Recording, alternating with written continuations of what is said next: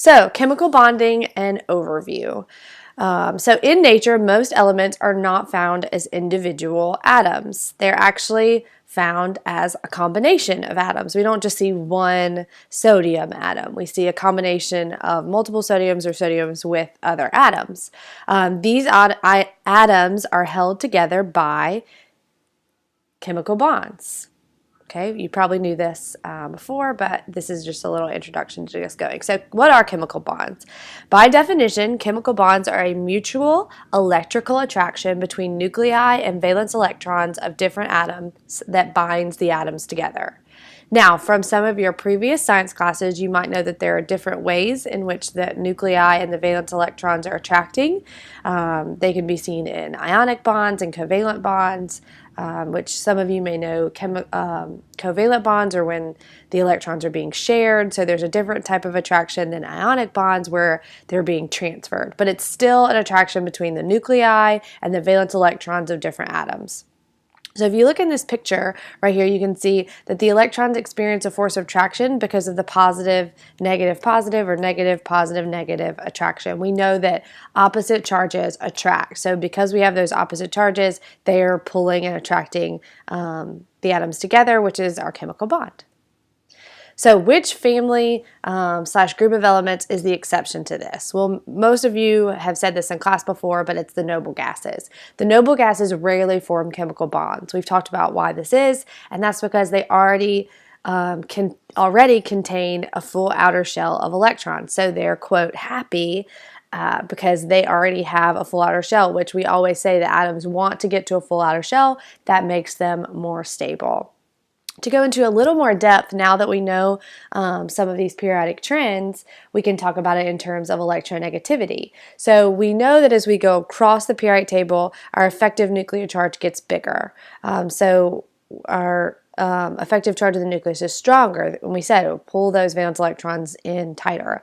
But for a noble gas who has the strongest effective nuclear charge in its row or in its period, if it wanted to gain another electron, that electron would have to be gained in an outer energy level. So that effective charge of the nucleus is not strong enough to attract an electron in the next energy level. So it's basically its electronegativity is too low to attract an electron in the next energy level. Most of us already knew that noble gases don't form chemical bonds, but here are some of the extra reasons. So we're actually going to skip this slide. This was, we were going to have a discussion in class talking about what you know about the three different types of bonds. These are three types of bonds we're going to look at this unit: metallic bonds, ionic bonds, and covalent bonds. We were going to have a discussion about what you know. So if you'd like, if you have the time, you can pause the video and take a moment to think about what you know and fill it into those tables in your notes. But we are just going to move on because we can't have a discussion. So today, the only real bond we're going to look at is metallic bonds. A quick definition for metallic bonds is it's the chemical bonding that results from the attraction between metal atoms of the same element and the surrounding sea of electrons.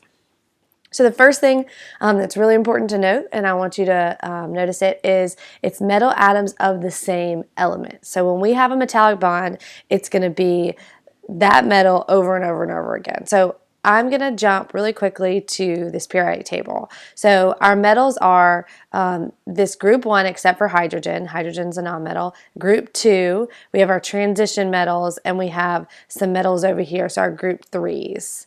Okay, so boron, aluminum, and then down under the metalloids. So if we had a metallic bond between lithium, for example, it would be lithium bonding with lithium bonding with lithium. You'll never get a lithium bonded to a beryllium, or a sodium bonded to a potassium, or a sodium bonded to aluminum. Metallic bonds will only form between that atom and itself. So lithium, lithium, lithium.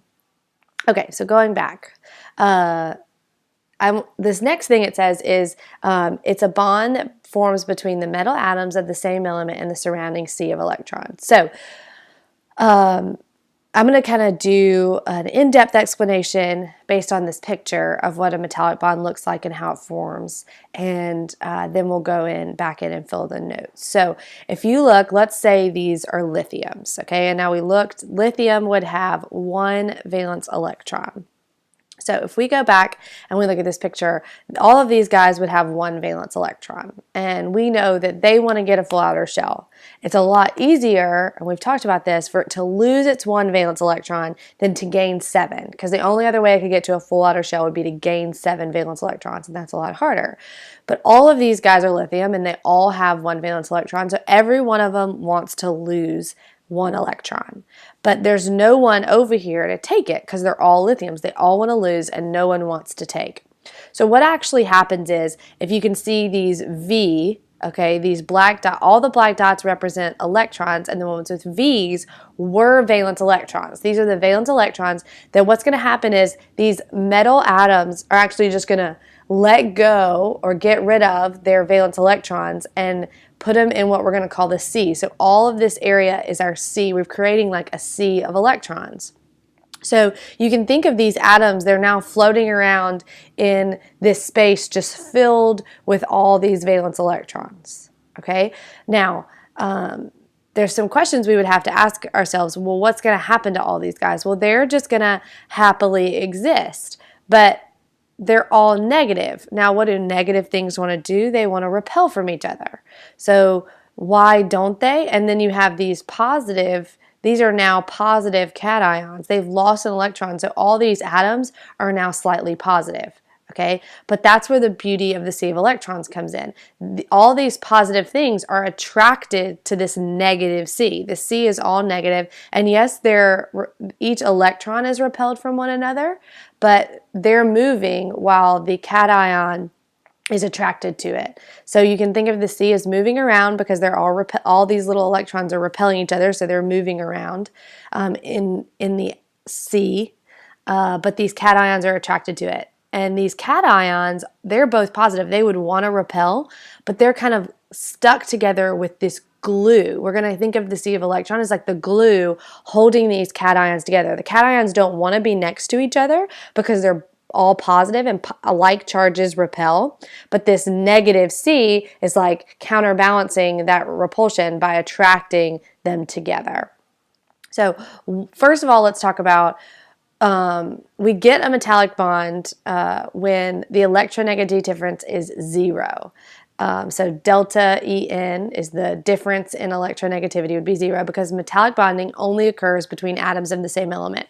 So if we've got lithium bonding with lithium, they have the same electronegativity. So if we look at the difference between their electronegativities, it's always going to be 0.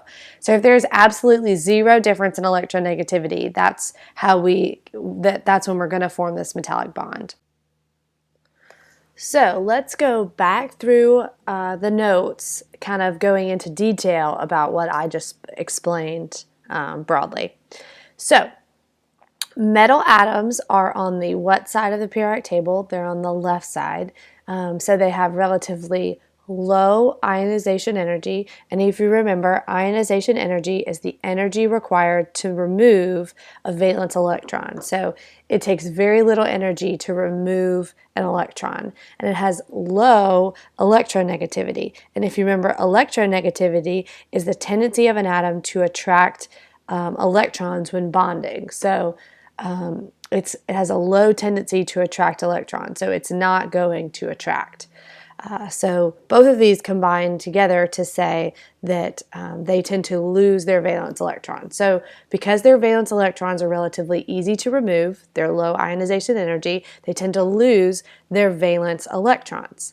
Because metals can't attract new electrons very well, they're low electronegativity. When metal atoms are together, they all lose their electrons and none of them acquire the lost electrons.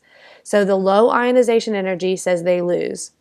The electronegativity says they lose, but it also says they're not going to acquire any that were lost by anyone else. So that's how we form the sea of electrons. So we have all these electrons that were lost just stay lost, and they're all floating around freely as the sea of electrons. Okay, well, let's look at how they exist after that C is formed. So since the metals have lost electrons, they are now positively charged and are cations. So all of these full atoms that we have left all have a slightly positive charge. So since like charges repel, the metal cation should not be able to be close together. So this should want to repel this. However, the electrons in the sea of electrons are free to move around and are weakly attracted by all the different cations as they move. Since opposite charges attract, the electrons in the sea allow the cations to stay close together and the metallic bond is formed.